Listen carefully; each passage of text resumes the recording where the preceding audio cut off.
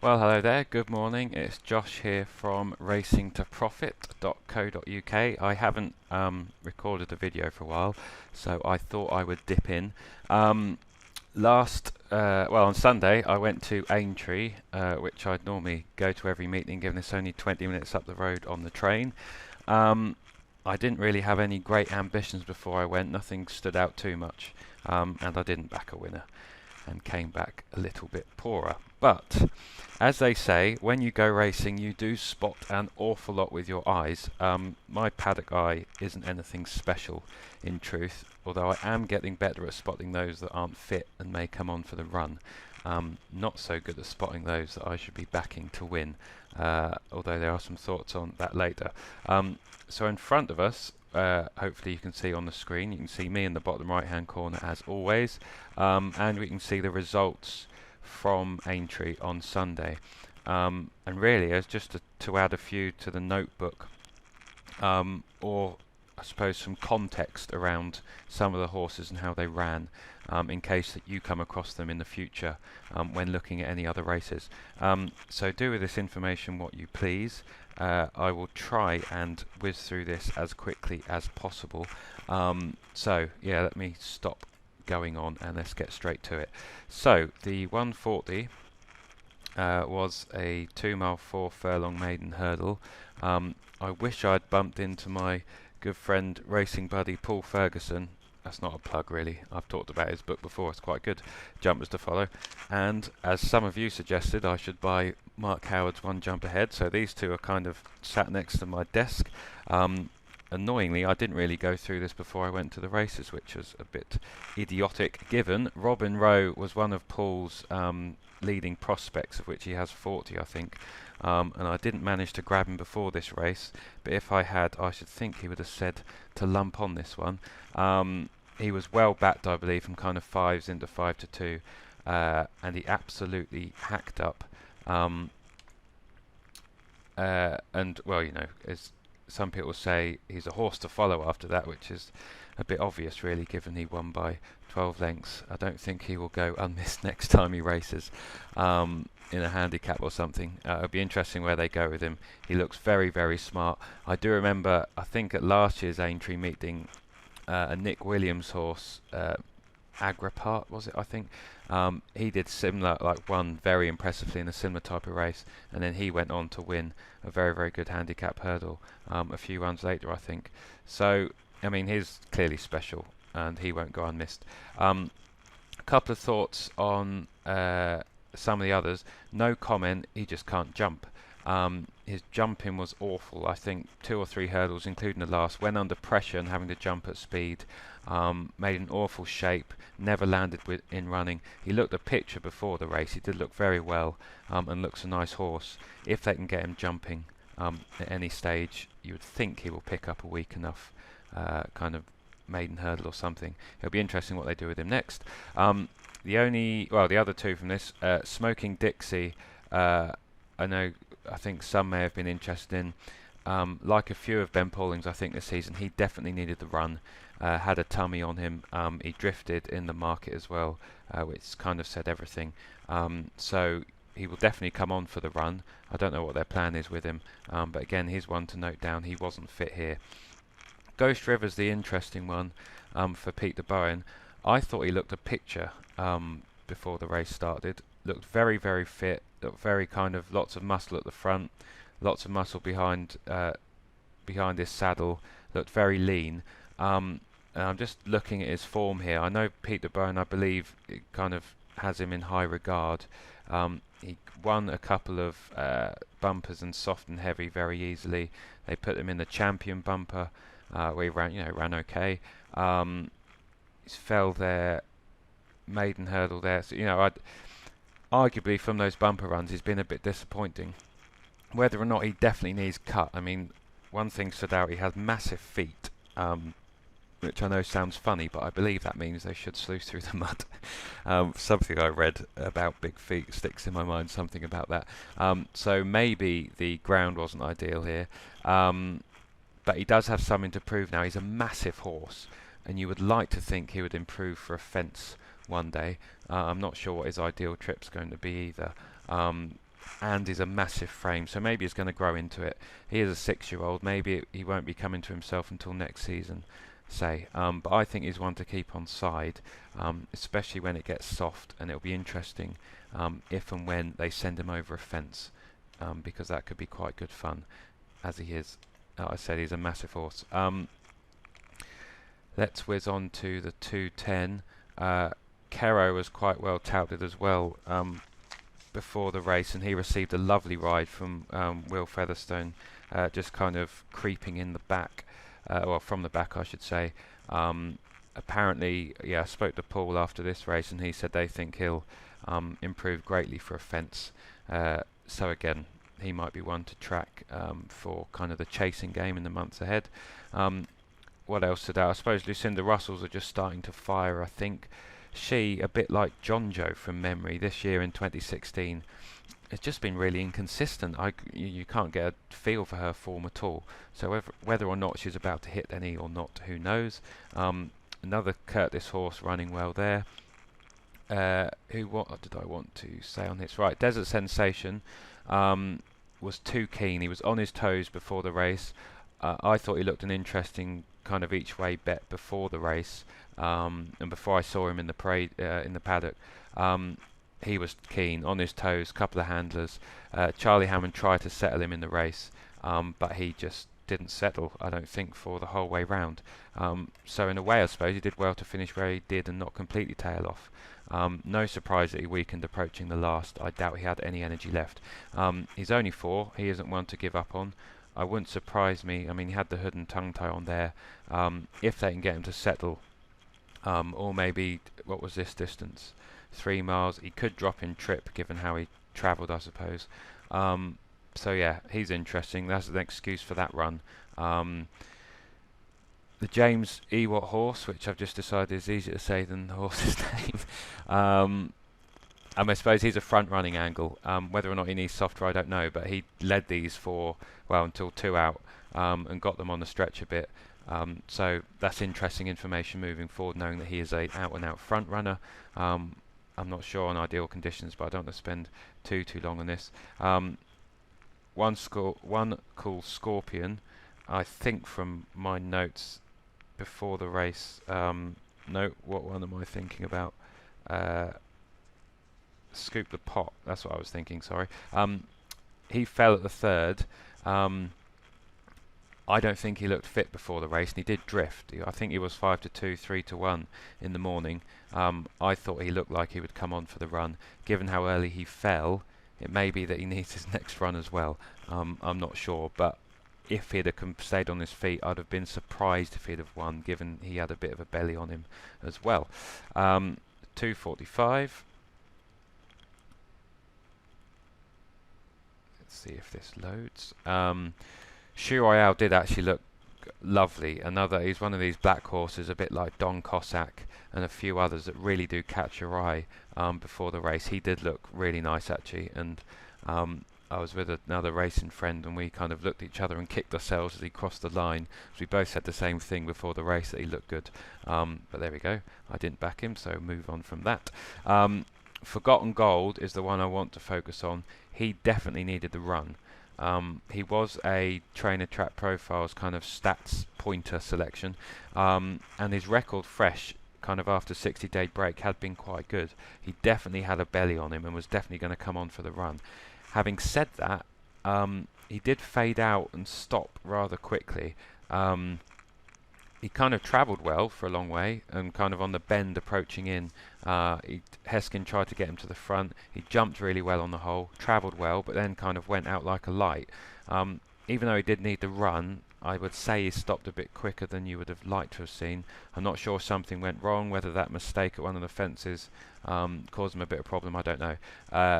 And he might be a bit shade high in the handicap now, but he still looked good. And like I said, he will come on for the run, and you would think he's probably got a veterans chase or still a handicap chase in him. Again, he's a prominent racer, he jumps well, and that should keep him in good stead for most of the season on decent ground.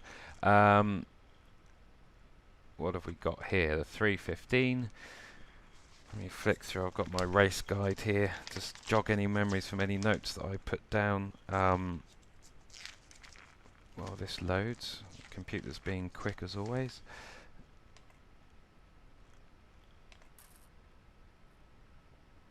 Is he going to load? No, maybe not. What I will say is, well, there's only two. Well, Massini's Trap, as you can see, 25 to 1. Bit of a surprise winner. I suppose, you know, it's one of those when they win afterwards and you look at who's riding them and you see that Paul Townend is on. I think he was on You're Busy in the Veterans Chase as well. But I don't really think... yeah, he was. But he's 13-year-old. Well, given how this one won, it looks like this is the reason that Paul Townend came over. Maybe that was a sign in itself, but it's always easy to say that after they've hacked up. Born Survivor looked an absolute picture before the race. Absolute massive horse compared to these, and he looked the best horse by some way. Whether or not he now needs further, whether the ground was a bit too firm for him, I'm not sure, because he travelled into the race really well. I suppose looking through his form there, he won a point to point on good, then he's had 3 runs on soft or heavy. Maybe he just didn't let himself down at the end.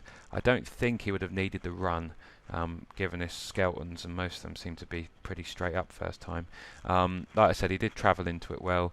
Whether or not he may need further, whether or not he just needs soft, but there's definitely clearly loads to come from this one, and you know, he's still going to be well ahead of his mark, and it'll be interesting to see what they do with him next, or whether or not they wait for some softer ground. Hold on, let me just go back to here. What should we say about the 350? Not much to say there. Third Intention was winning kind of this grade for the first time in a while. He seemed to be well fancied from a few judges, different things that I read. So well done. Well, including Martin, I think, in the comments on the blog post, tipped him up as well. So backers of Third Intention.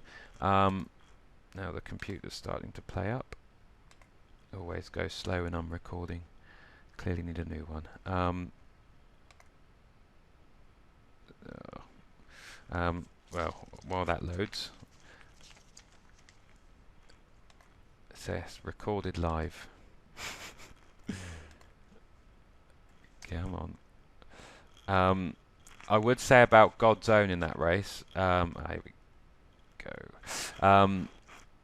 God's Own was unlucky. A few from home, 2 or 3 out. Heskin. Well, I'm not sure he deliberately. Well, clearly didn't deliberately find trouble. But he found trouble to his left.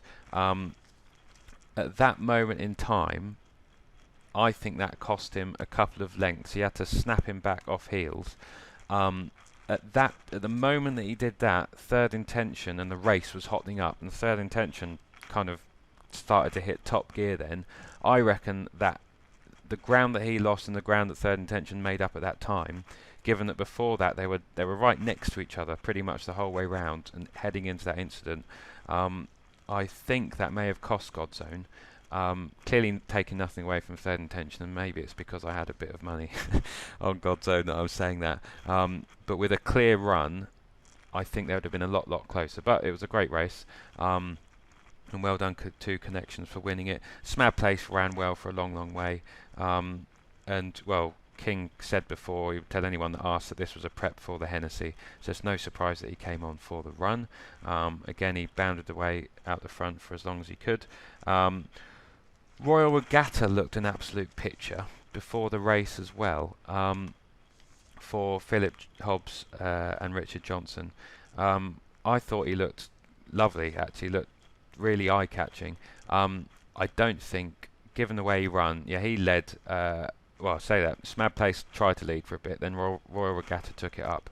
I'm not sure if he's good enough for this level, as the run indicated. He, yeah, 3 out, he absolutely kind of beached the fence and tried to take it with him. That definitely cost him all sorts of momentum. But if we look here, what was he running off? 150 here. Ascot on soft, class 2. Maybe he needs to come down, but this was what, only his 12th chase. 1-3, second in another 2, third in another 2, so it's consistent over fences. Again, he could be a pace angle. Interesting, well, yeah, this last 2 runs there, kind of press leader and led. So again, he's one to note moving forward. Where he lines up, they try to race him prominently. If he can find a chase for him, maybe he needs a bit of cut, maybe didn't like the ground as much, maybe he needs dropping in class, kind of class 2 chase might be his level. I wouldn't like to say at this stage that he definitely can't win from a mark of 150. I don't think that's conclusive at all. So yeah, pace angle, he looked really fit here. Wouldn't surprise me if kind of on his next couple of starts he puts in a decent run, especially if he can get an easy lead and get into a rhythm on the front end. So that's Royal Regatta. Then we had the Novices Limited Handicap Chase. I mean, there's not going to be much to take out there, really. It looks like the handicapper has Pawn Star after winning, well, I mean, he's been in great form all summer, but it looks like the capper has him. Manila Celebration was winning for Katie Price, who I believe is a prolific point-to-point trainer, and as we've seen, has started to have a few more over fences. He really battled on well there, jumped well, raced prominently. Given how he jumped and how he travelled, I wouldn't put it beyond him kind of following up, especially if they can place him in a race where there might be some more inexperienced horses lining up. I should touch on What the Moment, who I should think traded fairly short in running. He looks like a right dog, for want of a better phrase. Came up, loomed up, Tom Scudamore tried to get him past, he just wouldn't pass. He was definitely out-battled, maybe outstayed, but he didn't look keen. I wouldn't want to be betting What the Moment, or betting much on him at all, really. It looks like he needs to be delivered late. He needs a pace to collapse and probably delivered as late as possible. And those types are never one to trust too much.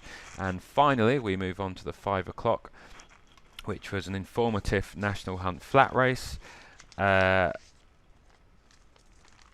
Let's have a look.